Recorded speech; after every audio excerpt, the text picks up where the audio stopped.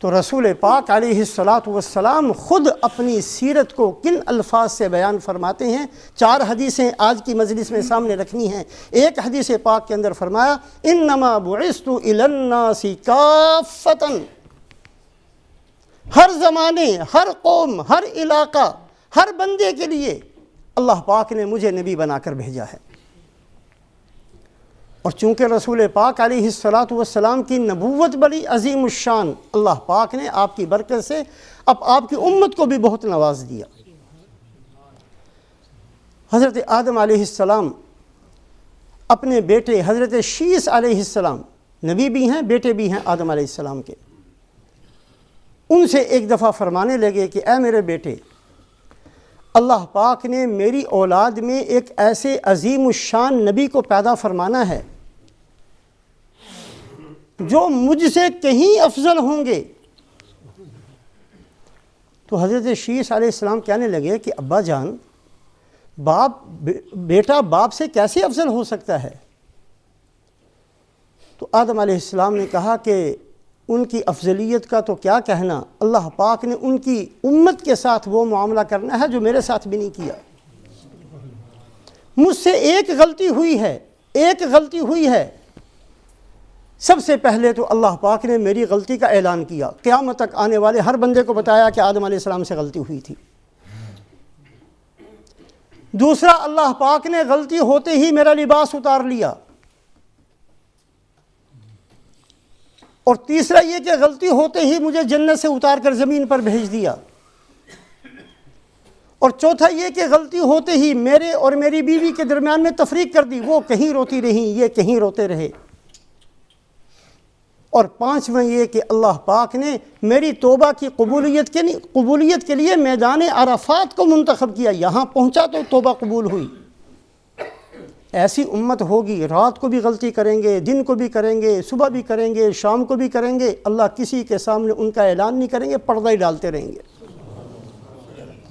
دنیا میں بھی پردہ ڈالتے رہیں گے۔ اور ایسی امت کے قیامت والے دن بھی اللہ ان میں سے کسی کو بلا کر کہیں گے کہ تو نے یہ گناہ کیا، یہ کیا، یہ کیا، یہ کیا، اللہ سب کچھ کیا۔ اللہ فرمائیں گے دنیا میں بھی پردہ ڈالا تھا، آج بھی پردہ ڈال دیتا ہوں، جا جنت میں چلا جا۔ ایسی ستاری اللہ ان کے ساتھ فرمائیں گے، ایک غلطی مجھ سے ہوئی، سب کو بتا دیا۔ ان سے ہزارہا غلطیاں ہوں گی، اللہ پاک پردہ ڈالیں گے ان کے اوپر۔ ان سے ان کا لباس نہیں چھینا جائے گا، ان کو ان کے گھروں سے نہیں نکالا جائے گا، ان کی اور ان کے خاندانوں میں، بیوی بچوں میں تفریق نہیں ہوگی۔ غلطی بھی ہے، پھر بھی انسان اسی معاشرے میں رہتا ہے، گناہوں کے باوجود مولوی صاحب ہی رہتے ہیں، حاجی صاحب ہی رہتے ہیں، نمازی صاحب کو نمازی صاحب ہی سب کہتے ہیں، کسی کی عزت و آبرو میں فرق نہیں پڑتا۔ یہ اللہ پاک کی طرف سے ایک خاص معاملہ ہے رسول پاک علیہ الصلاۃ والسلام کی برکت سے آپ کی امت کے ساتھ۔ اور پھر یہ بھی نہیں کہ گناہ کی توبہ کرنی ہے تو جاؤ میدان عرفات میں، وہاں تمہاری توبہ قبول ہوگی، نہیں، جہاں کہیں بیٹھے ہو وہیں توبہ کر لو، اللہ پاک وہی قبول کر لیں گے۔ تو رسول پاک علیہ الصلاۃ والسلام اپنی بعثت کو خود بیان فرماتے ہیں، بعثت کا لفظ کہہ کر، انما بعثت الی الناس کافۃ۔ بخاری شریف کی یہ روایت ہے۔ دوسری حدیث پاک کے اندر رسول پاک علیہ الصلاۃ والسلام نے فرمایا انما بعثت لاتمم مکارم الاخلاق۔ اللہ نے مجھے دنیا میں کیوں بھیجا، میں دنیا میں کیوں آیا، دنیا کے اندر آ کر اتنی تکلیفیں میں نے کیوں برداشت کی ہیں، میری بیٹی نے فاقہ کیوں برداشت کیا، میرے گھر والوں نے تکلیفیں کیوں سہیں، میرا نواسہ کیوں شہید ہوا، میرے صحابہ نے کیوں تکلیفیں برداشت کیں۔ انما بعثت لاتمم مکارم الاخلاق، میں دنیا میں اس لیے آیا ہوں تاکہ بہترین اخلاق کی میں تکمیل کر دوں۔ بہترین اخلاق پہلے موجود تھے، مہمان نوازی موجود تھی مکہ مکرمہ کے اندر، زمانہ جاہلیت کے اندر بھی۔ مکہ کی جو تاریخ لکھی گئی ہے اس کے اندر یہ ایک واقعہ لکھا گیا ہے کہ ایک سردار اپنے گھر واپس آیا، راستے کے اوپر اونٹوں کے نشانات دیکھ کر پہچانا کہ کوئی قافلہ یہاں سے گزرا ہے، غلاموں سے پوچھا کوئی بندے یہاں سے گزر کر گئے ہیں ہمارے گھر کے سامنے سے؟ جی ہاں ایک قافلہ گزرا تھا، تم نے ان کو کھانا نہیں کھلایا؟ غلاموں نے کہا جی ہم نے بڑی منت کی، بہت ان کو کہا کھانا تیار ہے، تھوڑی دیر کے لیے بیٹھ جاؤ، لیکن وہ کہنے لگے ہم بہت جلدی میں ہیں، ہم نے پہنچنا ہے، اس لیے ہم معذرت کرتے ہیں۔ انہوں نے کھانا نہیں کھایا، وہ چلے گئے۔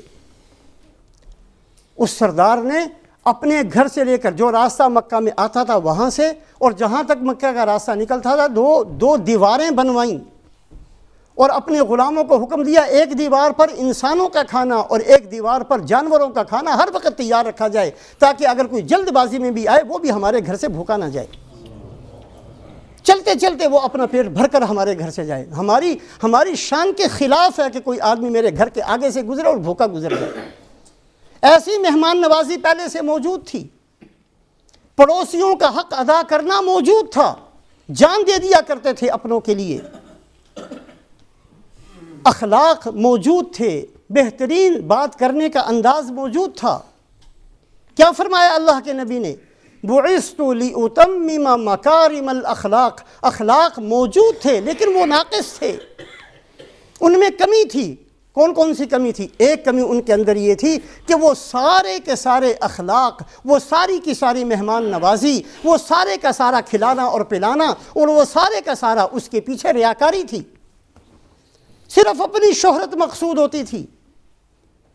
رسول پاک علیہ الصلاۃ والسلام نے اس کی تکمیل فرمائی کہ اخلاق اس کا نام نہیں ہے، اخلاق اس کا نام ہے کہ دوسرے کے ساتھ مہربانی بھی کرو، دوسرے کی ضرورت بھی پوری کرو، دوسرے کو کھانا بھی کھلاؤ، دوسرے کے کام بھی آؤ، دوسرے کی مدد بھی کرو، لیکن کس طریقے سے کرو کہ اگر دائیں ہاتھ سے کرو تو بائیں ہاتھ کو خبر نہ ہو۔